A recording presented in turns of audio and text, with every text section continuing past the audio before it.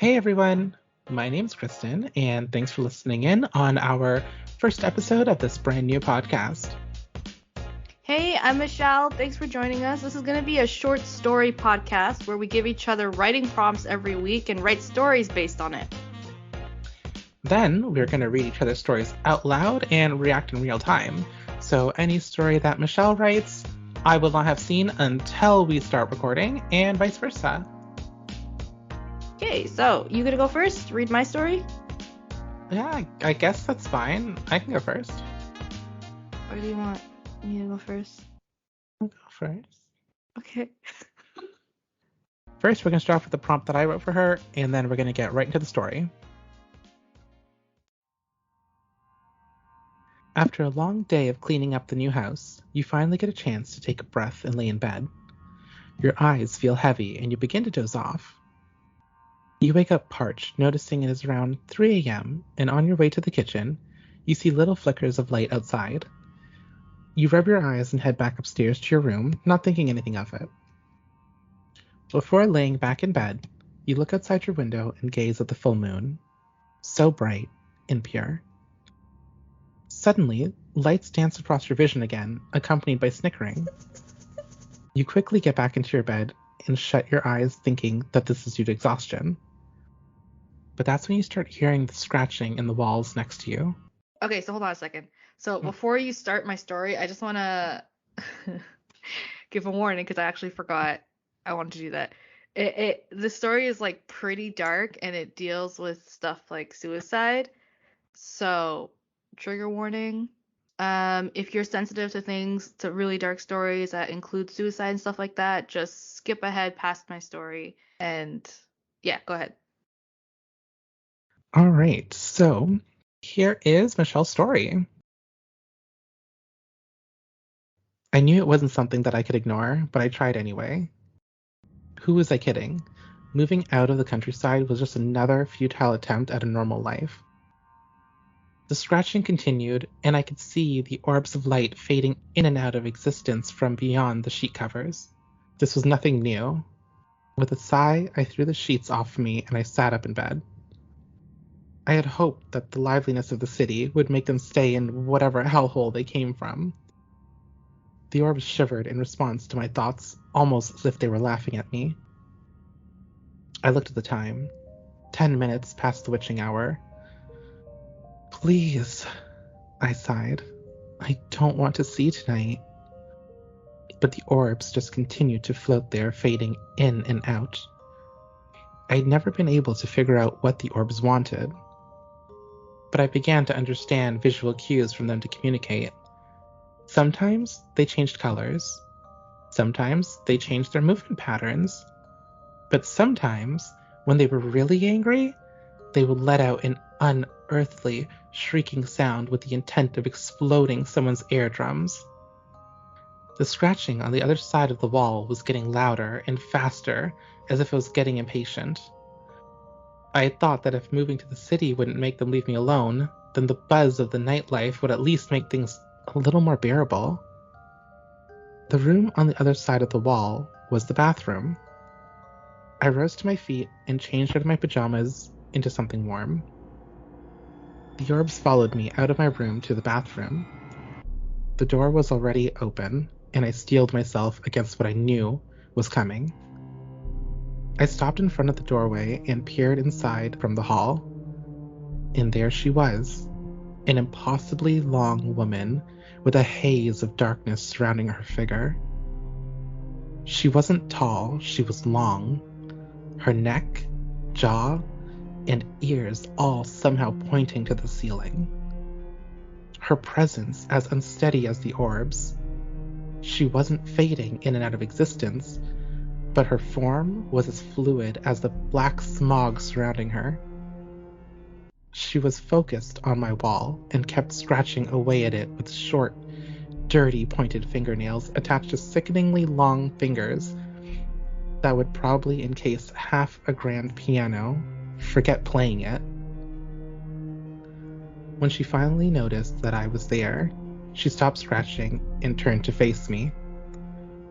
Her eyes, just huge, pitch black holes, in her head the size of dinner plates, the skin around her eyes stretched and sagging, and in the depths of the darkness, a tiny white glow that bored into my own eyes. They were very greedy eyes. All their eyes were greedy. They were the remnants of people, or the manifestations of their crimes, or their secrets, or their guilt. I didn't know what they were. But if I learned anything from these orbs, it's that nothing could produce something as monstrous as what I was seeing right now, other than humans.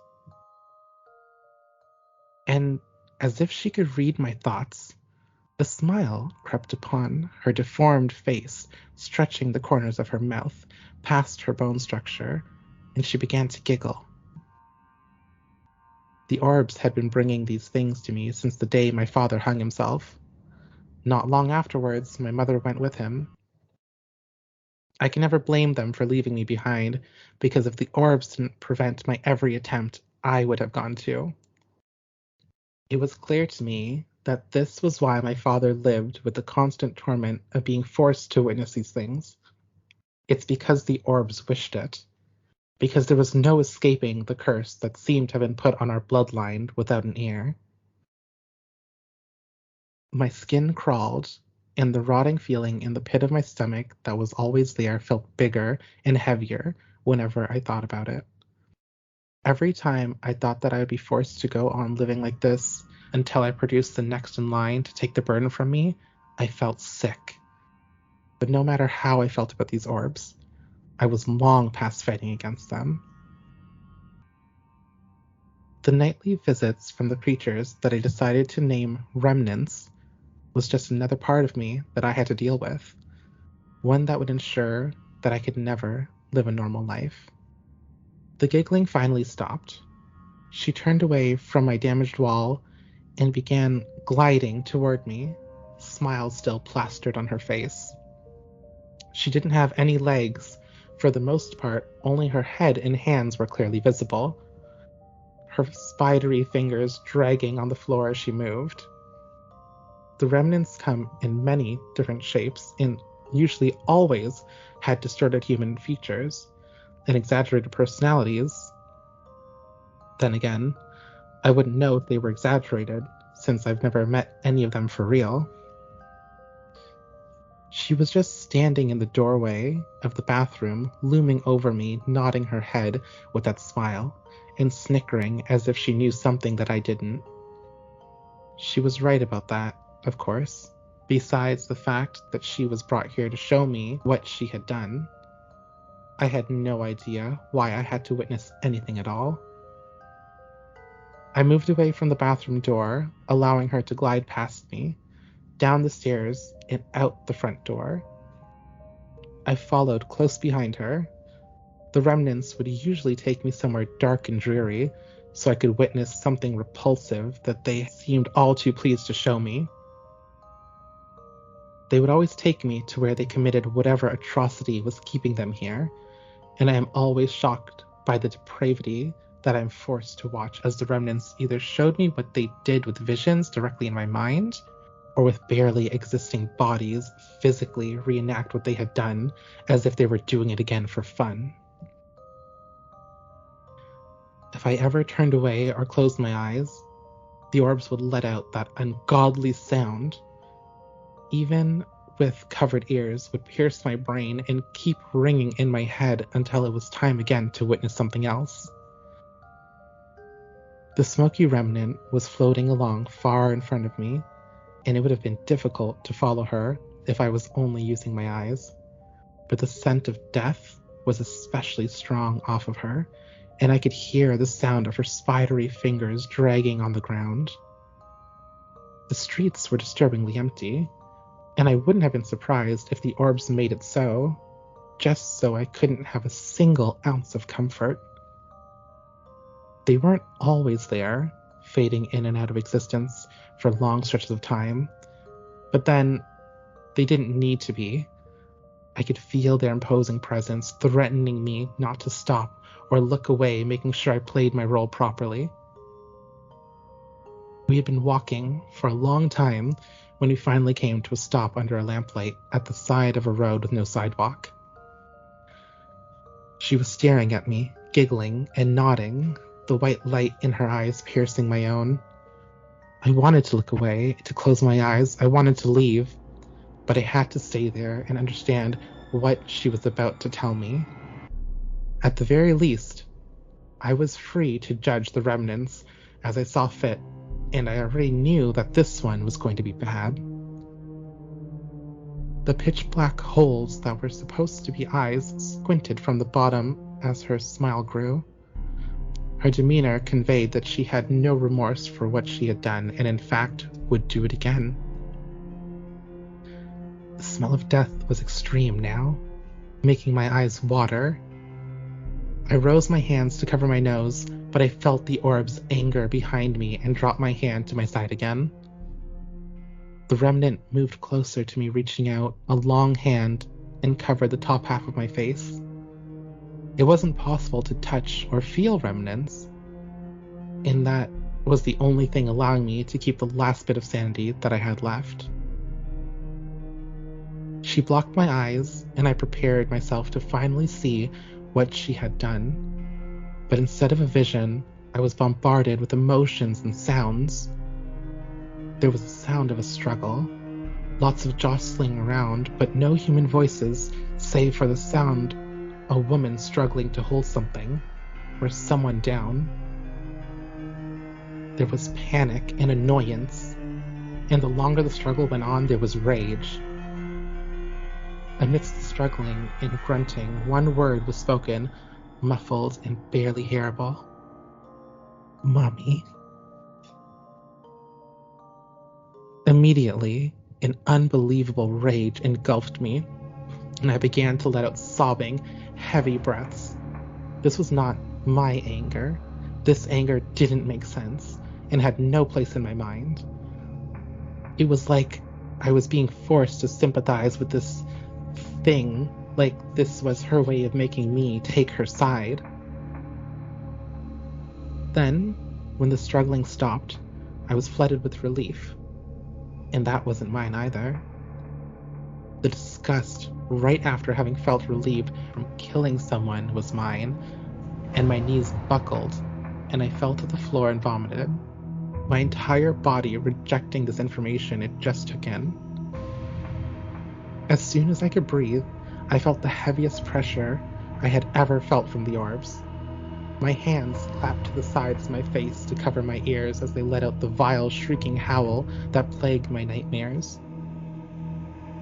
The sound rattling my brain and almost driving me insane, making me want to rip my ears off and hand them to the orbs in a frail attempt to appease them, but I knew that wouldn't work. I sat up to look at the remnant, only to meet with her face 2 inches from mine, nodding and smiling even wider. She looked satisfied with what she had shown me, then took off into the woods. The orbs began angrily circling around in front of me, screeching and shrieking louder and louder. I pushed myself off of the ground and onto shaking feet, standing on pure willpower alone, and began to run after the remnant faster than I ever thought I could run. I wasn't running for long. In fact, I was still very close to the road when I tripped on something soft and was thrown to the ground with the snow breaking my fall. The remnant was laughing and dancing around me. The orbs were still screeching, my punishment for looking away for even a second. I looked down at my feet to see what I had tripped on, and there was a small body wrapped in layers of garbage bags, tape, and a blanket. The laughing and the shrieking was getting louder and louder, but I didn't feel the fear or the desperation that I was feeling anymore. Instead, I was numb, frozen in place. I had never found a body before, much less a body that I had recognized. The sun was rising now, and both the orbs and the remnant disappeared, but the smell of death and rotting flesh remained. This was a body belonging to a missing girl who had been in the news for the last week. Even bloated and pale, I recognized the face. I sat up on my knees and stared at the little girl for a while. I pitied her more than anything, because as soon as dawn broke, I realized that the smoky woman had been a remnant of her mother, and that her mother hadn't felt an ounce of guilt for what she'd done. I sat there for a while longer, with tears brimming my eyes and the stench of a corpse lingering in my nostrils. And for some reason, it didn't bother me as much as before. I reached into my pocket for my phone and dialed 911. Maybe these revolting orbs could be useful after all. What do you think? Wow. So, that was intense. Yeah. That was really good. I enjoyed that thoroughly. Yeah. It did take a much darker path than I had initially expected the prompt to take. I know. It's pretty dark. Let's do, I wanted to go dark, but as I was writing, it got darker and darker and darker. And this is actually based off of a real crime. This sounded very familiar to me. Yeah, I knew you'd think it was familiar. But yeah. It's a crime that I told you about. It's one of the ones that bother me the most. But yeah, this is actually based off of a real crime. And if you Google mother kills her daughter and gets away with it, then you find out about that. And also this entire thing that I wrote becomes sadder, in my opinion. Exactly. Yeah, just to let everybody know listening, we aren't always going to be writing dark themed content. Speak for yourself, no joking. But we are both horror buffs, so it is a big part of what we enjoy. Let's read yours. Mm-hmm. Kriston's prompt was: almost no one had ever heard of her, and those who had thought that she wasn't real, including you. That is, until one day you come home from school to find that the Ghost Mother had visited your home and left her signature calling card, a small purple wrought iron key. You knew the story. If one ever finds a key like this hanging on a red string in an empty home, it was an invitation from the Ghost Mother herself to come find her and take back whatever she stole from them. You took the key off the hook. You knew what you had to do. So that was the prompt. And then this is the story. On my way back home from school, all I could think of was the taste of chocolate chip cookies and brownies. Mom had to prepare for her bakery's grand opening, and I knew I'd be getting to snag some test products. Running up my porch, I unlocked the door and swung it open, announcing, "I'm home, bring on the cookies." Strange, there wasn't any response. Usually when I get home, I'm greeted by my younger siblings and my mother. I walked into the kitchen while looking for anyone and noticed the oven was on, with a mess of flour across the counters.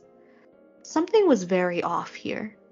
Mom would never forget to turn the oven off, and even then her car was in the driveway, so she couldn't have gone far. Shrugging it off, I began cleaning up the kitchen as the flour was everywhere. That's when I noticed footprints from the oven heading towards the kitchen window. A gust of wind suddenly came through the window, and with it was the light sound of metal jingling. I tried to calm myself down, turning towards the sound. No. No, no, no. It couldn't be her. She's just a myth. But there it was on the wall. A purple wrought iron key hanging from a red string, gently moving with the breeze. We've heard of the Ghost Mother from Grandpa numerous times as spooky stories, but that's what they were, stories. As I touched the key, I felt a jolt through my body and this pain surging through my skull. I knew where she was, and I knew I needed to make a trade to get my family back. I remembered that when Grandpa passed, we had all of his things stored in our attic, and never had the chance to sift through what was junk or not. I ran up the stairs and pulled the cord to get access to the attic, rushing up to find anything that might be worth something. What could she possibly want from me, or anyone she's taken from? Rummaging through the attic was quite the chore due to the lack of cleaning we've done up here. It seems that once we put something up here, it was basically added to the forgotten pile. Bring it to me. I felt the words wisp across my ear as if whoever said it was standing right beside me. Slowly, I turned, holding my breath, not wanting to see what was next to me. As I turned and exhaled, seeing nothing was there, I noticed the locked box covered with scratches. This is what she wants. I picked up the box and ran down the stairs, heading to the front door. It was already dark out, but if I didn't go now, I have no guarantee I would see my family again. I ran through the streets with the box in my arms, not thinking about resting, although the weight was starting to get to me and my arms were feeling weaker by the minute. My legs just kept moving, and it was almost like an intuition telling me where to run. Turn right, after right, after right. I finally made it to an open field with a single wooden structure in the middle. My head started hurting, just looking at the door. As I approached, I laid the box down on the floor and inserted the key. It creaked open slowly, and a heavy scent wafted through. It kind of smelled like coins or some kind of metal. As I picked up the box and walked into the building, the door shut behind me. I carefully moved into the building, trying not to make any sound. Not too far from the front entrance, there was a staircase that seemed to descend down into darkness. That's when I heard a light sobbing. I crept down the stairs, trying to stay calm, but my body was shaking from a mixture of anxiety and exhaustion. On the wall, I could make out what looked like a light switch, so I hurried to turn it on. "Please, let us go," I heard my mother's voice say, almost with no energy. As I flicked the switch, I saw my family tied up on ropes, with blood dripping from various cuts on their bodies. Only my mother was awake still. "Mom!" I rushed over immediately to try to get her down. "No, get back! Don't come closer!" She started to get frantic, screaming at me before I could reach forward. Why would she scream at me? I'm here to help. "Calm down. It's just me. I finally found you, and I brought the offering for her. The Ghost Mother will be satisfied, and you can all come home again." "Charlotte, we keep telling you, the Ghost Mother isn't real." She passed out. I was confused because clearly something took my family and put them here. How could they say that she wasn't real? "It's okay, Mom. I brought what she wanted. I have it here. It'll be okay," I said softly as I pat my mom's cheek. A red mark painted my mom's cheek where I touched her. "What?" Looking at my hands, they were all red and my nails were down to the flesh. "When did that happen?" I turned to where I had left the box by the light switch. "I'm sure once I give this to her, everything will be okay again." I grew curious as to what was in the box that was worth trading for my family. I noticed that the lock was not actually latched on properly, so I removed it and opened the lid. Screwdrivers, pliers, small metal pieces. As I sifted through the box, I realized it was a toolkit. But all of the contents were covered in blood. There it is again, the spinning in my brain and the rushing pain. I hold my head tightly while squirming, until I felt a hand gently rest on my shoulder. My body and mind went calm. "Mother is proud of you. You've brought me a wonderful gift." Nothing makes a mother happier than an obedient child. As the rest of my siblings appeared and helped me up from the floor, I realized I did it. I got my family. Yeah, that's my story, not based on real life murder. Yeah, no. So the original prompt was about a ghost mother that was just a character that we just thought up. So I thought that we'd see a ghost mother, but this is the twist is that basically like the ghost mother is a figment of her imagination, and she ends up killing and torturing family. Kinda, yeah. So one thing that I wanted to point out was it's I don't know if I tried to make it subtle but also make it noticeable. When the character Charlotte is running throughout the town, like throughout the roads, I mentioned that she took a right after a right after a right. Yeah. Which therefore means she goes back to her own house. Exactly. So that's why, and the thing is that all these shaking and pains in her head is actually just, her own mental state that just keeps on like breaking down on her, and these things keep on going, and yeah. So she tied up her own family in the basement? Yep. So essentially she is, I would say she's hallucinating this ghost mother that, this whole thing based off of a silly story that her grandfather told her a long time ago. And due to her own mental, her current mental state, she manifested that. But also when she blacks out, these type of things happen. The lockbox covered in scratches and her nails being worn away. Oh, so that's why her mother was freaking out when she looked at her. Exactly.